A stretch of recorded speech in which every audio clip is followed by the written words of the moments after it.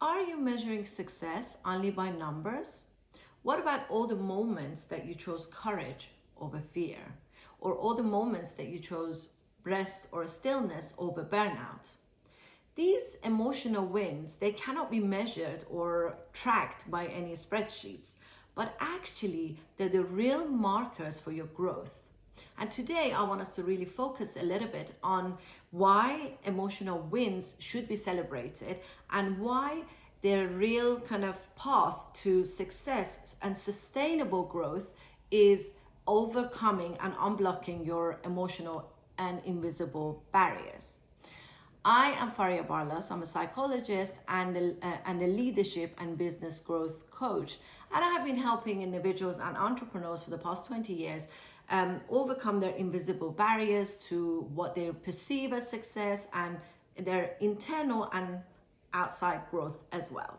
We are approaching the end of the year, and I'm very well aware that a lot of people start to focus on the metrics and revenue, clients, external wins. I want us to shift the focus a little bit and think about and look at the emotional wins that we might have had over the past year. For example, every time that you became committed to your boundaries and said no to the things that are not going to be aligned with your path or your journey, or every time that you took a courageous step and decided to ask for something bigger, and expand a little bit, even though everything inside of you might have been screaming to stay small because your programming keeps getting in the way, and you might have felt terrified to take that sort of, even if it's a small step according to yourself. I want you to consider something. I want you to think about it a little bit, because I always talk about how business is not just about strategies. It's not just about learning new ways or having strategies or a structure. These things are super important, but they're not the most important aspects of your business growth, because your business or your work or your career is personal. You are in a relationship with your business.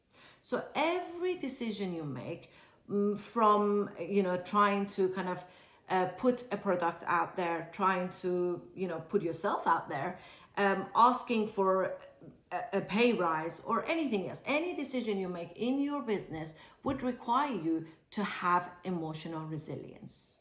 Here's what I've seen over the years with a lot of people that I work with. Sometimes they come to me because they feel stuck, but they feel stuck because they're only focusing on the outside and external measures, or whatever they are able to see and how they measure their success. But the reality is that that's not the only way to look at sort of growth. And if you're constantly at the mercy of the outside measurement, then we are going to make ourselves small unconsciously. We are going to start telling ourselves that we are not made to do this, and all the other clever things that we come up with in order to stop ourselves from taking the next step. The truth really is that the internal shifts are the kind of the foundation of how you're going to show up in your world and in your business as well. So I want you to kind of consider something for a moment, that why emotional sort of wins are super important. Because emotions drive action. So if you think about it, when you're coming from a place of lesser self-doubt, when you're coming from a place of, unblocking the old patterns or your old programming, you are a lot more likely to step into the next stage with a lot more clarity, with a lot more creativity. And actually, business growth has a lot to do with clarity and creativity. When you have more clarity, you start making decisions from a different place. You start making decisions from a place of creativity, not from the place of survival. You're not in a game of kind of trying to constantly prove yourself. That's when everything starts to shift and everything starts to change when it comes to your success. So instead of asking how much did I earn this year, or how many extra clients I managed to get, I want you to think about and ask this important question: how much did I grow this year? Because we are not only talking about this year. If you're thinking about the growth, the actual real sustainable growth, we can't just take 1 year as an example. And we can't just think about external wins for that 1 year. We need to look at the long-term plan. The parts that will make your journey sustainable over a long period of time is around how much you're growing in this process. It's not just about what you get in 1 year, but what you're learning and how much you're growing as a person, and how much you're turning your relationship with your business or your work into a healthy relationship, that it's moving away from kind of almost an abusive relationship because you're expecting either too much of yourself, or you're being burdened by self-doubts, or sometimes even you might feel stuck, or just you're not able to move, and then you start telling yourself stories that may not be true. So this becomes a little bit toxic or abusive in a sense with your business, that kind of a relationship. And then it's not going to be sustainable, because the next year and the following year, what you're going to have to need is resilience. And emotional resilience is the very thing that moves the needle. So start thinking about this in this format. Start thinking about and considering if you have taken any courageous step, even when the inner voice was loud.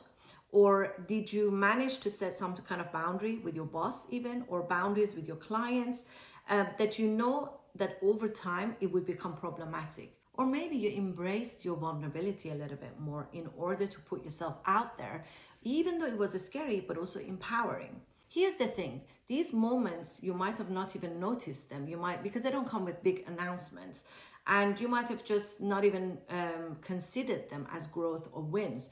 But actually, these are the real moments that will help you and shape you into the leader that you want to be in your work. Now, I want you to start thinking about these emotional wins, and I want you to consider them and turn them into even bigger growth for your future success. And the way to do it is to start creating a momentum.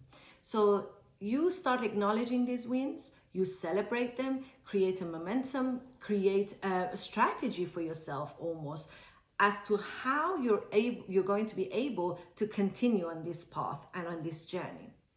Then I want you to think about this celebration as a strategy. So it has to become part of your business plan almost, or part of your success and growth plan.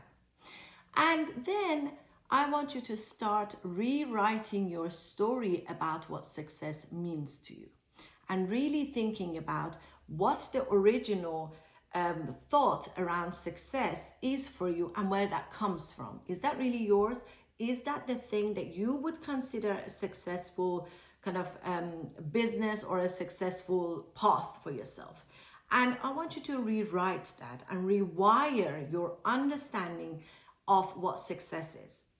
And then bringing all of these together and looking at all your emotional wins, looking at all the blocks that you overcome, and then thinking about how that can serve you in the upcoming year as to how you're going to be able to step into that leadership, and thinking about your business growth, and also on a personal level as well. How are you going to improve your relationship with your business? Because if you're constantly coming from a kind of place of criticizing yourself and how much you haven't done, or how much your business is not serving you, or your work is not serving you, or you're not getting that promotion, what you're doing is you're essentially keeping yourself stuck, and you're focusing only on the strategies that are not going to work for you necessarily, because the block is coming from your inner world, and the emotional wins are not being celebrated, and the emotional and the psychological blocks are not being acknowledged.